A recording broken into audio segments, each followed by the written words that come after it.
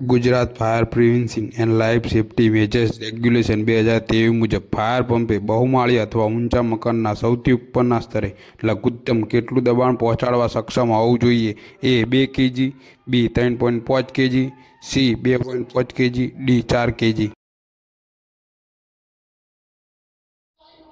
ABC dry chemical પાવડરની class A આગ પરની અસરનો મુખ્ય સિદ્ધાંત શું છે? એ સ્મૂથરિંગ, બી રાસાયણિક અવરોધ અને કોટિંગ દ્વારા સ્ટાર્વેશન, સી માત્ર કુલિંગ, ડી માત્ર ઓક્સિજન દૂર કરવું.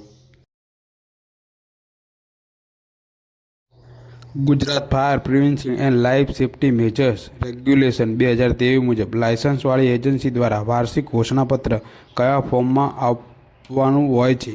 એ form B2, B form B14, C form A1, D form C1R4R.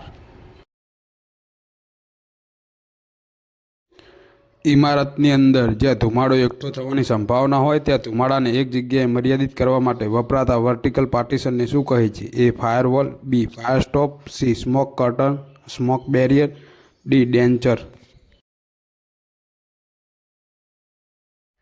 Fire alarm સિસ્ટમમાં એક કંટ્રોલ પેનલ પર મહત્તમ કેટલા ડિટેક્શન ઝોનને કનેક્ટ કરી શકાય છે? A 5 zone, B 8 zone, C 20 zone, D 6 થી 10 ઝોન ડિઝાઇન મુજબ. Gujarat fire prevention and life safety measures regulation 2023 હેઠળ બિલ્ડિંગ માટે શરૂઆતમાં ઇસ્યુ કરાયેલ અગ્નિ સુરક્ષા પ્રમાણપત્રની માન્યતા અવધિ કેટલી હોય છે? એ 1 વર્ષ, બી 3 વર્ષ, સી 2 વર્ષ, ડી 5 વર્ષ.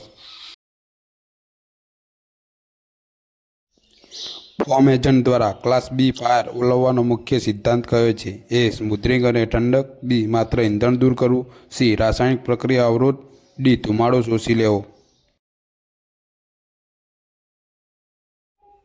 બીઆઈએસ ધોરણ IS 1644 કઈ જોગવાઈઓ સાથે સંબંધિત છે? એ આગનું જોખમ ઘટાડવા માટે એક્ઝિટ રૂટ અને એસેમ્બલીનો ઉપયોગ, બી ફાયર પંપનું પરીક્ષણ, સી ધુમાડો મુક્ત સીડીનું દબાણ, ડી ફાયર હાઇડ્રન્ટની જાળવણી.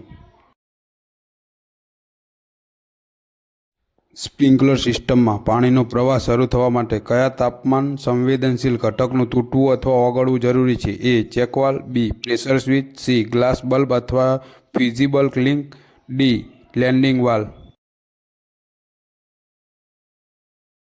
જો કોઈ FSO પોતાનું રહેણાંક સરનામું બદલે તો તેણે કેટલા સમયગાળાની અંદર આ ફેરફારની જાણ ડાયરેક્ટરને કરવી ફરજિયાત છે? એ 7 દિવસની અંદર, બી 30 દિવસની અંદર, સી 15 દિવસની અંદર, ડી 90 દિવસની અંદર.